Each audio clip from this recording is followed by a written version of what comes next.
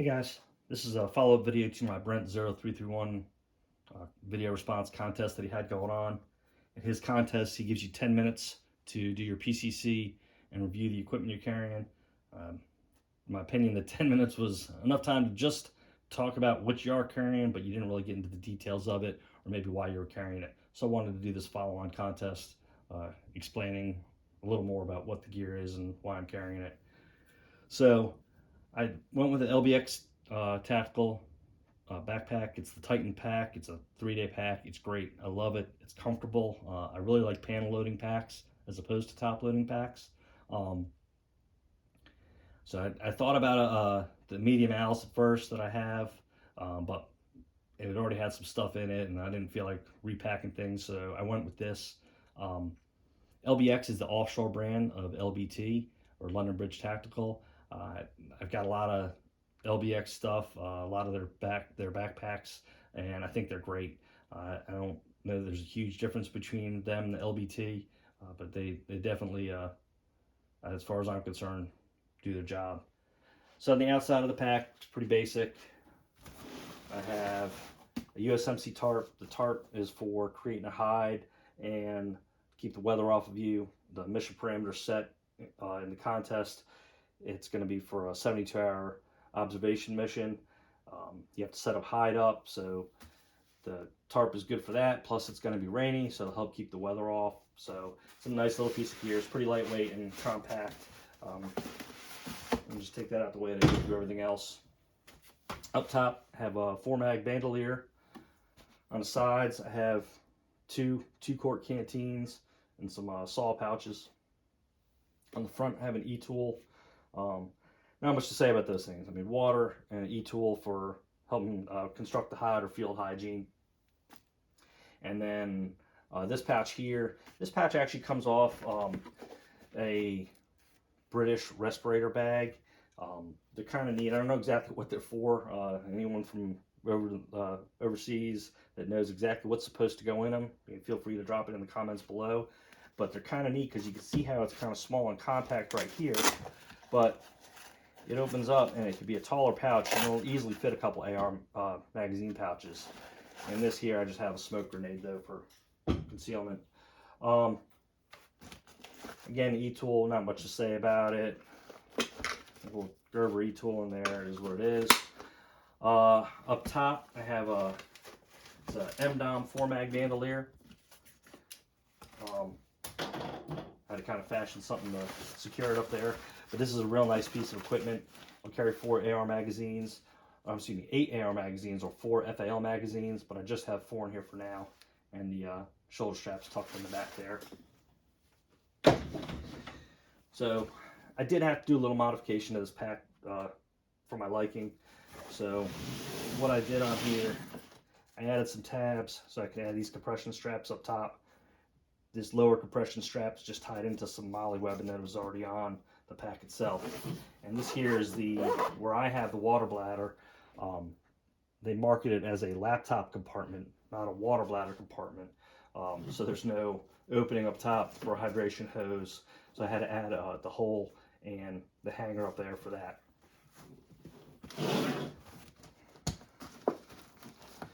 Pop these, get them out the way. In this side zipper pocket, just have some hand warmers.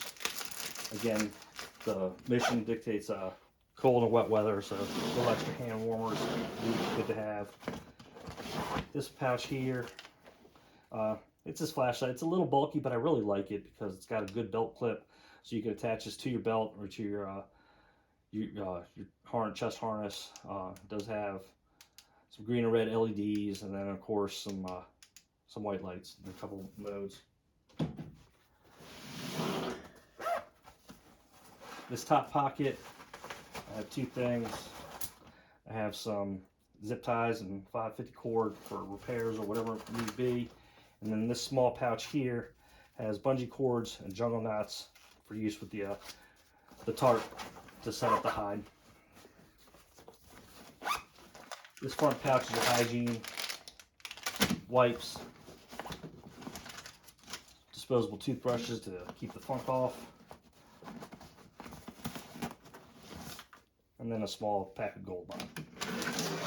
And to keep the feet wet, warm and dry. Getting into the top here, the first thing that comes out, wet weather top and bottom, the hard shell top, and then some military Gore-Tex pants tucked in the bottom. And again, the weather set forth is rain for the first 24 hours of the mission. You don't want to be soaking wet and then end up sitting in a hot and cold weather for the next 20 or 48 hours for the rest of the mission. So wet weather gear is going to be important. As for homemade MREs, you can look on my channel. I already have a video up that explains what the contents of those. You can check that video out separately. Everything else is just clothing, basically. First pouch here, everything's in a dry bag. So this is a t-shirt, 2 pairs of wool socks, and a pair of long johns.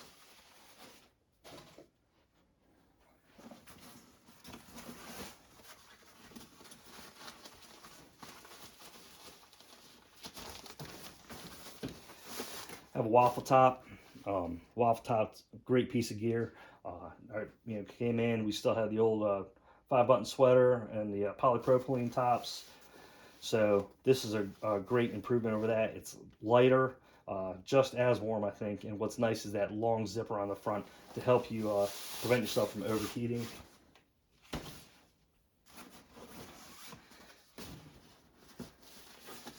Next piece of gear I have is a Wooby hoodie. It's in a Rhodesian pattern camouflage, but it's kind of whatever. It's a warming layer that's going to go underneath my top. So everyone knows the poncho liner or the Wooby from back in Vietnam when it first came out.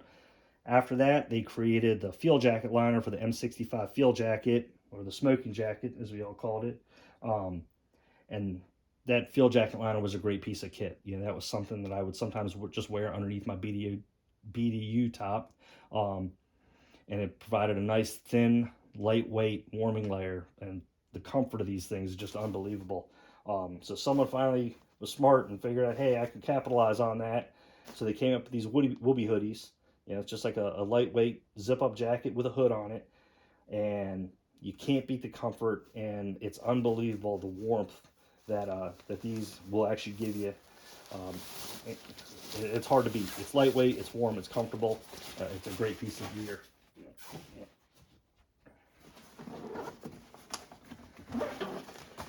And then the last thing I have is my sleep system. So this is a C-line vented dry bag. You can see the vent on here, and that vent just helps expelling all the air out when you roll the top down. So you can kind of tell I hit it with some Krylon to help dull the bright pattern that was on here. It's a cool pattern. It's kind of camouflagey, but it's a little over the top for concealment. But inside I have MSS patrol bag and MSS bivy. The patrol bag and bivy are just 2 great pieces of gear. As I look at the gear that I've laid out here, the MSS system was great. I had the old intermediate sleeping bags when I first started, so when we got this was just an incredible improvement. The waterproofness that the Gore-Tex bivy gives is just unbelievable. The bivy and patrol bag, I think, is the best combination in my opinion. Unless you really find yourself in cold weather where you need to bring that bulky intermediate bag, this is a great setup. Getting down to 30 degrees, this is, really, it's going to keep you warm and comfortable. In addition, with some warming layers underneath, you're going to sleep in cold weather with no problem. So that's definitely one thing that I really like that the Army's done. The waffle top, very good improvement over the old polypropylene stuff. It's lighter weight. The extra long zipper helps you kind of prevent the overheating. It did a good job with that. And the 2-quart canteens are just something that I've always loved. I mean, it's a great piece of gear. Why they've never turned around and made the 1-quart canteen out of the same material, put a wide mouth top on it like a Nalgene, and man, that'd be the greatest improvement they could over the canteen. And Lord knows we've been using the same plastic canteen since the Vietnam War. It's probably time for that upgrade. So that's everything I have. That's everything I'm carrying for a 72-hour mission. You know, the biggest challenge to packing up was having a 72-hour mission in cold, wet weather where you're going to be static. When you're moving, you can generate body heat, and you can be sweating, but it'll help keep you warm. But when you stop and you're sitting there in the cold, that really takes your toll. If you ever sat in an LPOP uh, or a foxhole for overnight in cold, wet weather, you just know how miserable it's going to be. So, um, that was the biggest challenge, make sure I had enough warming layers. Initially, I did not have the waffle top in this pack.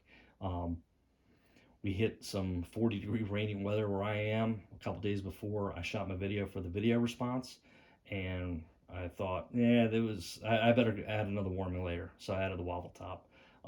It may be a little extra, but I'd rather have that extra warming layer than not need it. Um, so that's it. Check out my other videos. I have the original response to Brent0331's contest. I have a breakdown video of my LBE, which is a modified PLCE setup. I have breakdowns of my MREs are in this video, my survival kit, and my first aid kit that are in the Brent response video. And then I have this here. So check out my videos. Let me know what you think. Leave your comments below. Thanks for watching.